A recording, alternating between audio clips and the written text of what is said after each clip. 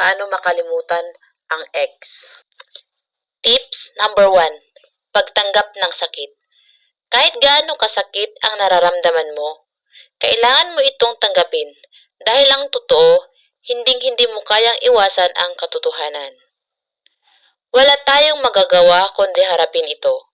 Kapag nasaktan ka sa paghihiwalay ng kasintahan, nangangahulugan lamang na mahal mo pa siya.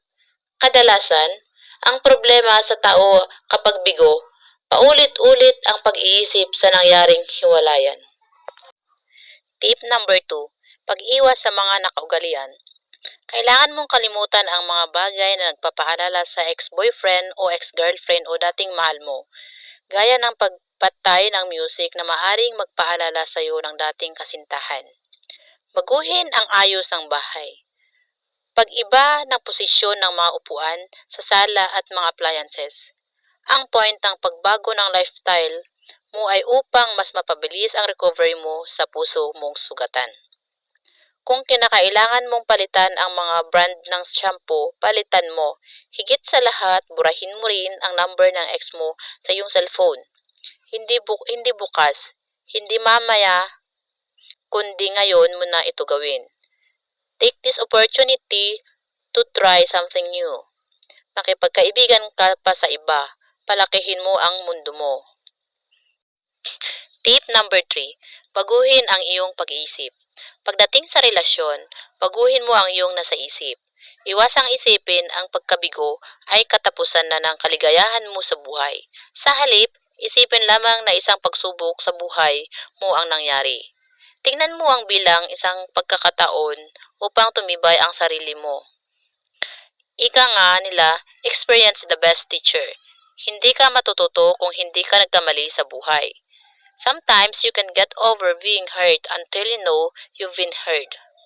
Give yourselves permission to express your anger and sadness.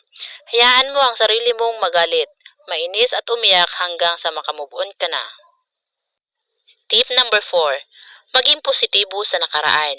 Sa tuwing naisip ang dating kabiyak, subukang kontrolin ang nasa utak. Hanggat maaari, ikaw mismo ang magdidikta sa utak mo kung ano ang dapat mong isipin.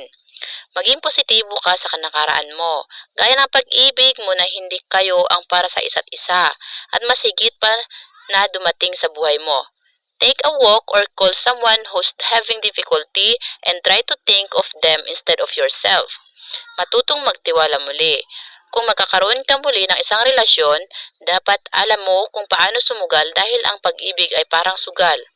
Maari kang manalo, ngunit pwede ka ring matalo.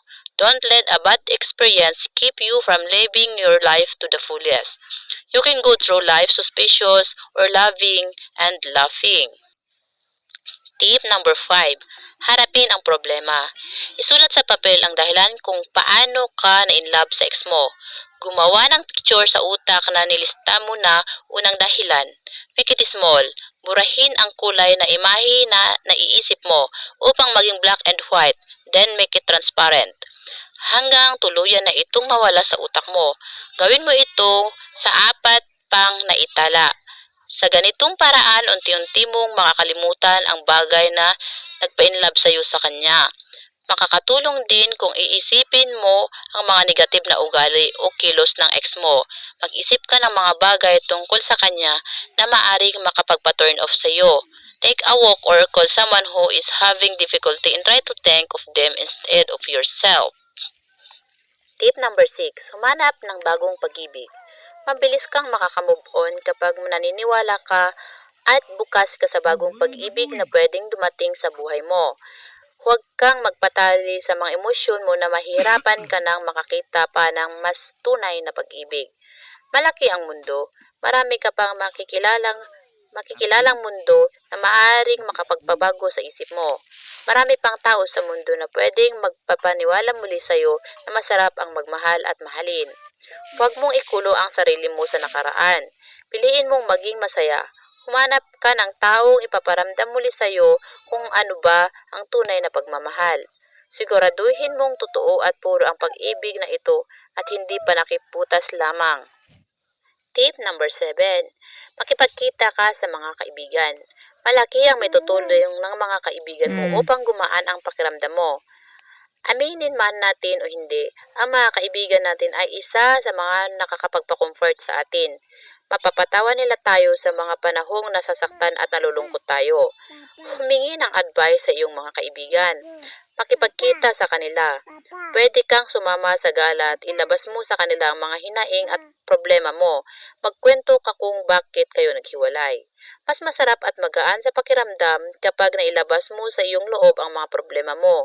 Magkakahinga ka na at magaan dahil sa wakas ay hindi mo na kinikimkim ang sakit. Huwag kang mahiyang mag-open sa iyong mga kaibigan. Tip number 8. Huwag matakot umiyak. Ito na siguro ang isa sa mga pinaka-epektibong paraan para makamove on at mawala ang sakit kung ikaw ay galing sa isang breakup. Huwag kang matakot umiyak. Hanggat maaari ay iyak mo lamang ng iiyak hanggang sa gumaan ang pakiramdam mo. Mapalalaki man o babae, walang masama sa pag-iyak. Hindi rin ito nagpapakita ng kahinaan at pagiging duwag, pagkus ito pa ang nagpapatibay sa iyo bilang tao. Kapag umiiyak ka, mas gumagaan ang kalooban. Hindi ka bawasan sa iyong pagkatao ang pagtangis. Hindi rin masama ang pag-inom ng alak paminsan-minsan upang makalimot. Hayaan mo ang sarili mo na makaramdam ng sakit. Hayaan mong maramdaman mo ang pagiging broken-hearted. At kapag okay ka na, punasan ang luha at ituloy ang buhay.